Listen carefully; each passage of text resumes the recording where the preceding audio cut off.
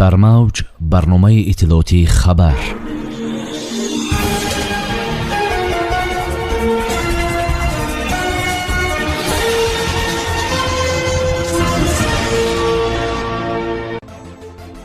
президенти ҷумҳурии тоҷикистон муҳтарам эмомалӣ раҳмон бо сарвазири ҷумҳурии исломии покистон шаҳбоз шариф мулоқот карданд. имкониятҳои сайёҳии тоҷикистон дар намоишгоҳи байналмилалӣ World Travel Market London муаррифӣ шуданд. дар вилояти Суғд бахшида ба рӯзи милитсияи тоҷик ҷамъомади тантанавӣ баргузор гардид. таҷлили рӯзи кормандони милитсия дар шаҳри Панҷакент. роҳи Душанбе-Чаноқ кушода аст.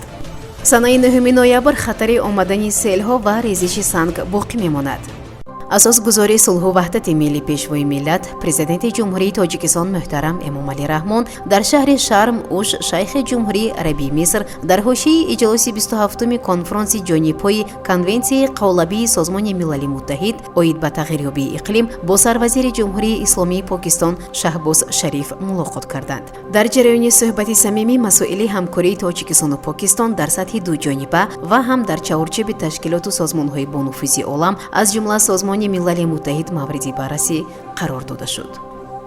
дар шаҳри Лондони подшоҳии муттаҳидаи Британияи Кабир ва Ирландияи Шимолӣ намоишгоҳи байналмилалии сайёҳии World Travel Market London 2022 ба кори худ шурӯъ намуд ки дар он имкониятҳои сайёҳии ҷумҳурии Тоҷикистон муаррифӣ шуданд. дар ин бора Амид Ховар иттилоъ медиҳад. ҳайати Тоҷикистон таҳти роҳбарии мушовири бахши ёрдамчии президенти ҷумҳурии Тоҷикистон оид ба масъалаҳои иқтисодӣ Иноятуллоҳ Қосимзода бо шумоли муовини вазири молия Юсуф Маҷидӣ, муовини якуми раиси кумитаи рушди сайёҳӣ Ҳабибулло Амирбекзода, инчунин намояндагони 12 ширкати хусусии ватанӣ дар самти сайёҳӣ ва пешбурди он иштирок доранд. бояд гуфт ки намоишгоҳи World Travel Market London то санаи 9 ноябри соли ҷорӣ идома ёфта. дар он дар баробари Тоҷикистон зиёда аз 100 кишвари дигар имкониятҳои сайёҳии худро ба мараз гузоштанд.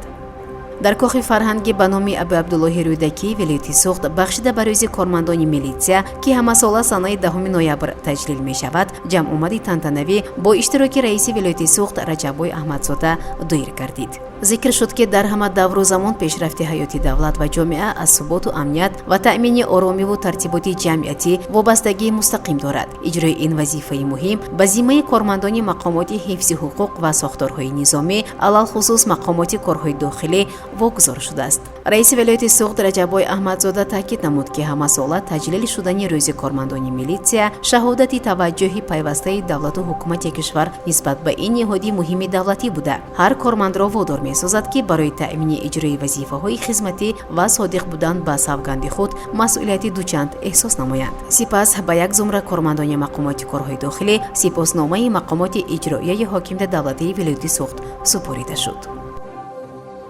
дар толори бошукӯҳи кохи лоиқ ба ифтихори рӯзи кормандони милитсия ки ҳамасола санаи 10 ноябр дар саросери кишвар таҷлил мегардад бо иштироки роҳбарияти мақомоти иҷроияи маҳаллии ҳокимияти давлати шаҳр, афсарон, кормандон ва собиқадорони мақомоти корҳои дохилӣ, фаъолони шаҳр ҳамоиши тантанавӣ баргузор гардид. раиси шаҳри Панҷакент Абдухолиқ Холиқзода ҳайати шахсии шӯъбаи вазорати корҳои дохилии ҷумҳурии Тоҷикистон дар шаҳри Панҷакент собиқадорони соҳаро бо иди касбияшон табрик намуда аз саҳми онҳо дар ҳифзи тартиботи ҷамъиятӣ, пешгирии ҷинояткорӣ ва қонуншиканӣ, барқарор намудани ҳукумати конститутсионӣ дар мамлакат, дастгирии пайвастаи пешвои муаззими миллат муҳтарам Эмомалӣ Раҳмон ҷиҳати таҳкими фаъолияти мақомоти корҳои дохила сухан гуфт.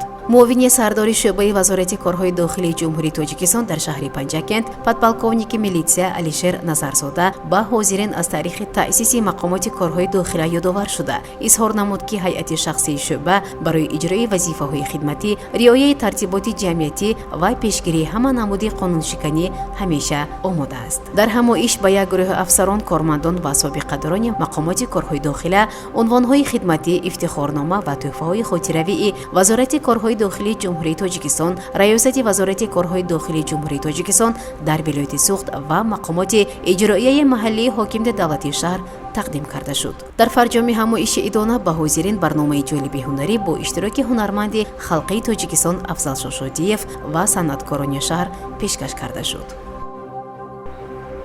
роҳи душанбе чаноқ аз барф тоза карда шуда бо маводи зидди лағжиш коркард карда шудааст. Хабар медиҳад ширкати IRS. Манбаъ афзудааст ки роҳи мазкур кушода буда ҳаракати нақлиёт тавассути он таъмин аст.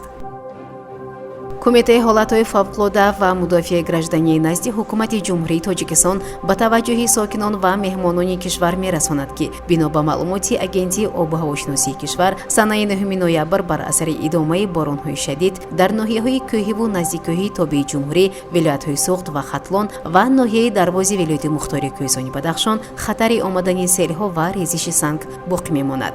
Инчунин эҳтимоли болоравии сатҳи оби дарёҳои Ёхсу, Қизилсу ва рӯдхонаҳое ки аз қаторгоҳҳои ҳисор ҷорӣ мешаванд вуҷуд дорад.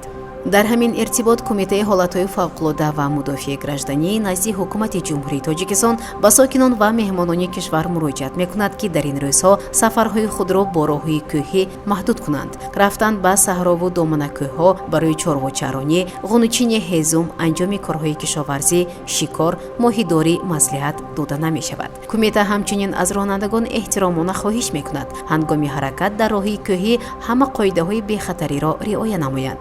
риояи ҳама гуна қоидаҳои бехатарӣ аз ҷумла риояи фосилаи байни мошинҳо ҳангоми ҳаракат ва боло набурдани суръати ҳаракат гарави аслии бехатариву амният аст. шунавандагони гиромӣ, дар ҳаминҷо барномаи иттилоотии хабар ба поён мерасад. барои ҳар яке шумо саломатиро хоҳонем. хайр. барномаи иттилоотии хабар аз рӯйдодҳои тоҷикистон, минтақа ва ҷаҳон огоҳ бош.